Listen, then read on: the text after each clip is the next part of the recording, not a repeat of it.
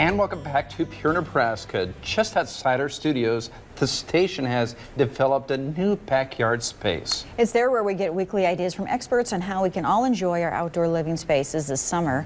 Pure Nebraska's Brad Anderson is standing by live with more from an expert with Campbell's Gardens and Nursery Centers on some of the common problems people are seeing this time of year in their lawns and gardens. Yeah, that is right. We are outside and we're here in the 1011 backyard, and joining me now is Randy Wolf from Campbell's. How you doing today? Very good. All right. So one of the things you want to talk about today is herbicide drift. It's one of the first things, right? That's correct. This time of the year we get a lot of samples brought into the garden center, and people are wondering what's wrong with my plant. Oftentimes it's showing the symptoms of herbicide drift, where someone, and it might have been a few yards away, or it may be as much as a half-mile away, has sprayed some weed killer, usually a broadleaf weed killer containing 2,4-D. And if the conditions are right, that can drift a long ways and it can affect plants. Usually we see this in the spring of the year because the plants have new foliage, very tender, very susceptible, especially certain species. I'm going to show you a couple of things to look for. So, yeah, let's do here. What do we have here? Here's a grape leaf. This is an unaffected grape leaf. Looks great. Notice the mid-rib comes out here. It's very nice and straight, and the small ribs branch off of that almost at a 45-degree angle. That's a good-looking grape leaf.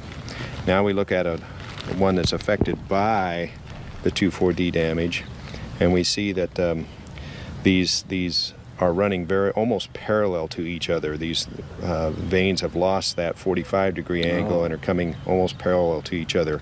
We also see like a stippling or almost a bubbling in that leaf texture there. Another thing that I usually look for. I can hold that one. Get all right, yeah. For you.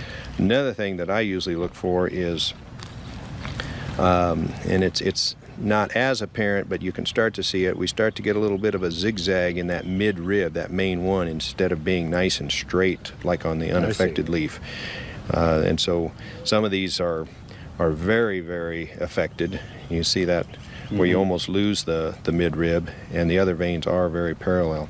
Okay. Now you want to do some exploring when you see a leaf like this, because it could be confused with a virus. It could be confused with an aphid infestation. Aphid's a small little insect that sucks the juice out of it, and in doing that can cause some distortion in the leaf, and the symptoms at first glance are very similar. But by looking for those parallel veins and that devil's backbone midrib, that zigzag midrib, that's usually an indication of herbicide damage. How do you prevent this? There's no cure. Fortunately, these plants would have it a light enough dose of it that won't kill them.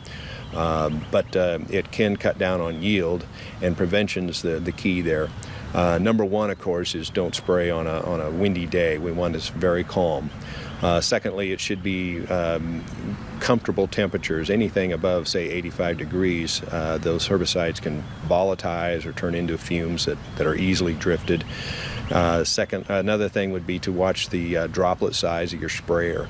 Obviously, a fine droplet or a mist is going to blow around a lot easier than a coarse droplet. And then keep the sprayer tip low to the ground instead of up in the air. And probably the best advice I can give you, not only for drift but also for effectiveness, is do most of this weed spraying in the fall, in September, early October. A lot of these plants are done producing for the year.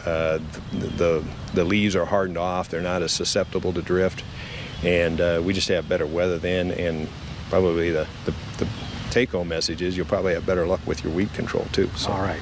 Well, Randy, thank you very much. Very good advice. Of course, if anybody has any questions, they can always stop by Campbell's. By all means. Yeah, you bet. All right. Again, we're back here in the 1011 backyard. We'll send it back to you guys. Okay, thank you guys. Appreciate that.